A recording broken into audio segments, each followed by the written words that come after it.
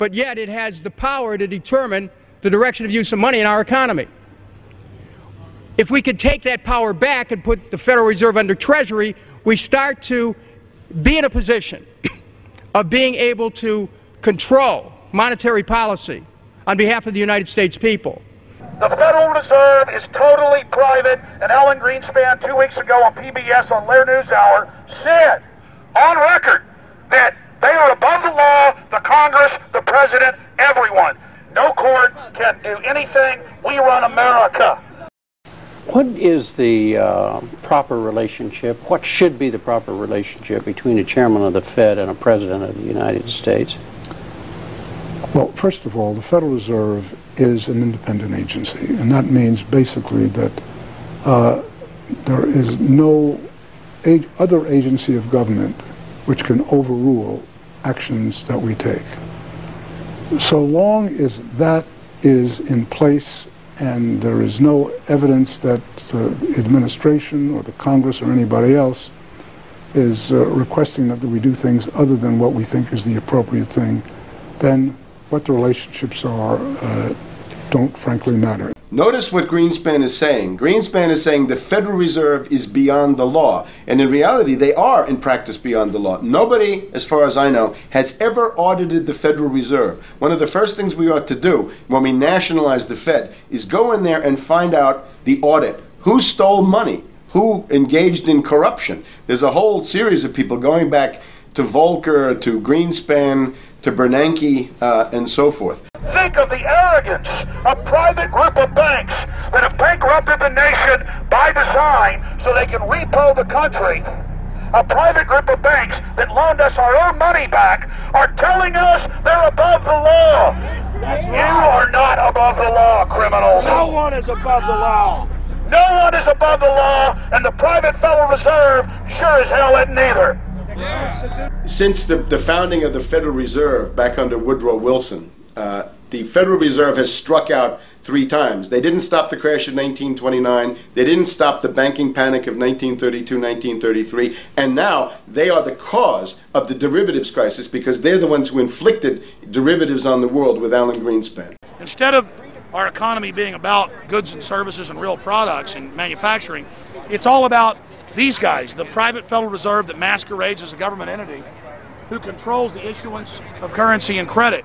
They're the ones that have cut off the liquidity in the market. They told us have a debt-based economy. Then they cut it off once they get us under their thumb and implode the economy so they can consolidate it. And that's what they're doing right now. I mean, it's in their own documents, it's in their own statements. They claim, give us unlimited power, give us trillions of dollars of the banker bailout bill that's already $5 trillion, not $850 billion as they say. And we'll get the economy going, but they're hoarding the money and buying up other banks that aren't part of the Federal Reserve, buying up insurance companies, buying up roads, infrastructures, media empires, defense contractors. What the banks do is they implode an economy by cutting off credit, and then once things really fall to a low, and they know the low because then they buy everything up and start then putting more money back into the economy, and then they build it back up. So they build us up and then shear us, build us up and shear us. And they're getting ready. All over the world, they're always shearing some country, imploding it. Comes out in their own IMF and World Bank documents. That's just a foreign arm of the same cartel. And these are the people who claim to be the saviors of the economy, the people who have created every important crisis in the past 100 years, the Federal Reserve. So it's illegal, it's unconstitutional, and it's a failure. And I think the failure is what everybody can see right now. Yeah, what they do is they make you think Clinton's evil in running things. Then, oh, Bush will save us. And then, oh, Bush was evil. Now we'll be saved by Barack Obama, but he's just a puppet. But as we get deeper into this phase, when they implode the economy, they have all the money and all the control. But they also like to pose as the savior. So Obama is meant to be the savior during the Depression, and he'll save us with a 1 million person, he said, is bigger than our military, domestic spy force, a 3 million person environmental spy force. So giving people these jobs to be government bureaucrats and spies to go out and manage the other 290-something million Americans.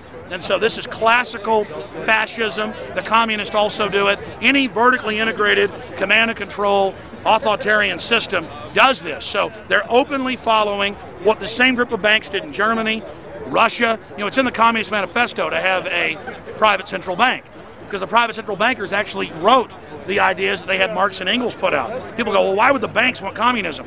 It doesn't exist. They rape us, they consolidate us, they put us into work brigades, they make us slaves, and they say it's a people's paradise. Look at it, boy, you're really doing good. And then they transfer all the wealth of the nation offshore. The globalists are outside all the nations. That gives them safety, and they play countries off against each other. And so that's what we're facing and dealing with. And so they're bringing in classical, hardcore tyranny in the U.S., but we have the internet, we've grown our numbers, the alternative media's exploded. That's why they're trying to move in to shut down and regulate and tax the web, but it's too late for them. They're playing in the 19th century, 20th century rules. It's 21st century, the century of resistance to tyranny. And so it's going to be one hell of a fight with the people and free humanity on one side and the New World Order on the other. And every one of you out there counts, needs to be involved in this fight like nothing you've been involved with before, because this is life and death. Everything depends on exposing these people. Everything depends on showing the people that this is the New World Order, this is the criminals. We're dealing with the king rats here, the people that are carrying out tyranny worldwide. And either they fall or we fall. Either worldwide darkness and a new age of tyranny and oppression and with a scientific overlay, or a new age of liberty and freedom and a new renaissance. The choice is the people's out there. Okay, we can tell you what's going on. You can check it out for yourself and find out it's true. But don't wait. Investigate now. Get involved now. Go out there and reach out now. We don't have time. If you're looking for the solution, look in the mirror. Look right into the mirror, because you out there, men, women, old, young, black, white, doesn't matter. It's going to be up to you if they win or if liberty succeeds and the people have a chance of having any future. These are cold-blooded eugenicists. These are cold-blooded people who think they're God, think that they're our masters, that think that we're animals. These are the guys that funded Lenin and Stalin and Hitler and Mao. These are the guys, it's all on record, that bankroll this stuff. They are hardcore vicious, and they must be resisted. You're watching the Obama deception. We're going to go right back to the film in just a minute. But I wanted to take some time out in the middle of the film to encourage all of you that are watching it online right now to go to Infowars.com and purchase a high-quality DVD of the film. Or you can go to PrisonPlanet.tv and download a high-quality DivX version to burn to disc or DVD to give to your friends, your family, your neighbor, and your community. I also want to challenge all the viewers out there to take time out, to write notes as you watch this film, and to check all the claims that we've made for yourself, because I'm confident in the information presented here. And I want you to not trust me, but to know for yourself, to know in fact that Obama is a betrayer and a liar, a Judas goat, a Trojan horse to bring in the one world government. So again, I want to thank you for watching the Obama deception. You can go to Infowars.com and get a high-quality DVD, or watch it in super high quality and burn disc to give your friends, your family, your neighbors, and warn the public at PrisonPlanet.tv. Now let's cut right back to the Obama deception. Up until about the Kennedy assassination and the beginning of the war in Vietnam, the United States is a very powerful engine for world progress. It's the assassinations, the Kennedy assassination, and the others in the 1960s, the beginning of the Vietnam War, and the beginning of the absolute domination of the Wall Street group over every other interest. Nobody else counts except the Wall Street money masters. That has now made the United States into no longer a force for progress, but something very different, often a force for destruction in the world. That doesn't need to remain that way. The interest of the American people is to fight to take your government back from Wall Street and make the United States a force for progress in the world, which we easily could do if we could just break the power of the people behind Obama. The main banks of Europe, which were started by Adam Weishaupt and Rothschild, the Banque Nationale de Paris, the Bank of England, the Bank of Italy, have all financed the messianic and war leaders of the last 200 years. Napoleon, Lenin, Stalin. They backed Adolf Hitler. They backed Franklin Delano Roosevelt. And they are backing right now Barack Obama.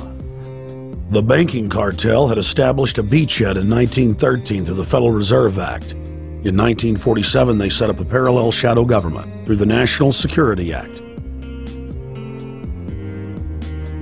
From 47 on, the national security state began the long process of absorbing federal and state bureaucracies, while at the same time undermining the constitutional power of Congress and dominating the executive branch. By controlling the issuance of currency and credit, the private Federal Reserve was able to